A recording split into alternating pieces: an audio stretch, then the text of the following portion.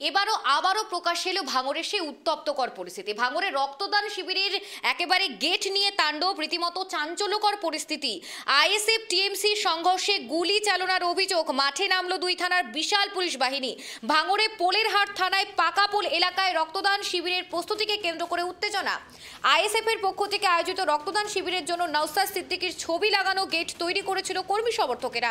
অভিযোগ, সেই সময় তৃণমূলের কর্মীরা সেখানে হামলা চালায়। গেট তৈরির সময় দুই রাজনৈতিক দলের কর্মী সমর্থকদের মধ্যে সংঘর্ষের পরিস্থিতি রীতিমতো উত্তপ্ত হয়ে ওঠে, এমনকি গুলি চালানোর অভিযোগ উঠেছে। খবর পেয়ে দ্রুত ঘটনাস্থলে পোলেরহাট থানার বিশাল পুলিশ বাহিনী পৌঁছে পরিস্থিতি সামাল দেয়। এই মুহূর্তে আমাদের সঙ্গে টেলিফোন লাইনে রয়েছে আমাদের প্রতিনিধি গোপাল শীল। গোপাল, কি জানা যাচ্ছে? আবারও উত্তপ্ত ভাঙড়।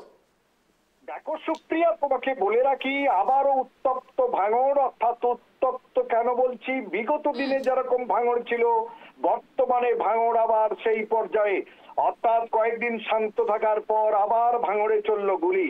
এবারে গুলি কি, আইএসএফ এর পক্ষ থেকে ভাঙড় পোলেরহাট থানার পাকাপোল এলাকায় আগামী 23শে নভেম্বরে একটি রক্তদান শিবিরের আয়োজন করা হয়েছিল। আর সেই আয়োজক শিবিরে আইএসএফ লোকজন যখন নওসাদ সিদ্দিকীর ছবি কেটে লাগাচ্ছিল, তখন কিন্তু তৃণমূল সমর্থকদের সঙ্গে বচসা, তারপরে হামলা। পাল্টা জমি মালিকের অনুমতি না নিয়ে গেট তৈরির অভিযোগ উঠেছিল আইএসএফ এর বিরুদ্ধে। সবাই একত্রিত হয়ে যখন আইএসএফ এর বিরুদ্ধে লড়াই চালায়, সেই সময় কিন্তু গুলি চালানো হয়। একটা কথা তোমাকে স্মরণ করে দিই, গুলি কিন্তু চালানোর অভিযোগ করেছে শওকত মোল্লা নিজে, কিন্তু কে গুলি চালিয়েছে, কারা চালিয়েছে, একে অপরের উপর অভিযোগ তুলছে। তৃণমূল অভিযোগ আইএসএফ এর বিরুদ্ধে, আইএসএফ অভিযোগ তুলছে তৃণমূলের বিরুদ্ধে। ইতিমধ্যে প্রচুর পরিমাণে গেট ভাঙচুর, মোটরসাইকেল ভাঙচুর, বিভিন্ন দোকান ভাঙচুর, এলাকা একদম রণক্ষেত্রে পরিণত হয়েছে। বিশাল পুলিশ বাহিনী এলাকায় রয়েছে, অবস্থা আয়ত্তে আনার চেষ্টা চালাচ্ছে। সুপ্রিয়া, তোমাকে বলে রাখি, কোনো কি আহতের কোনো খবর উঠে আসছে? কারণ এভাবে উত্তপ্তকর পরিস্থিতি সৃষ্টি হয়েছে ভাঙড়ে। দেখো তোমাকে বলে রাখি, গুলিটা কিন্তু চালানো হয়েছে শূন্যে। অর্থাৎ শূন্যে গুলি চালাবার জন্য কারোর কিন্তু আহত হওয়ার খবর এই পর্যন্ত নেই। তবে আইএসএফ সূত্রে খবর তাদের 3 জন আহত হয়েছে, অন্যদিকে তৃণমূল বলছে তাদের 2 জন আহত হয়েছে। কিন্তু প্রকৃত প্রশাসন সূত্রে এখনো কিন্তু এর সদুত্তর দেওয়া হয়নি।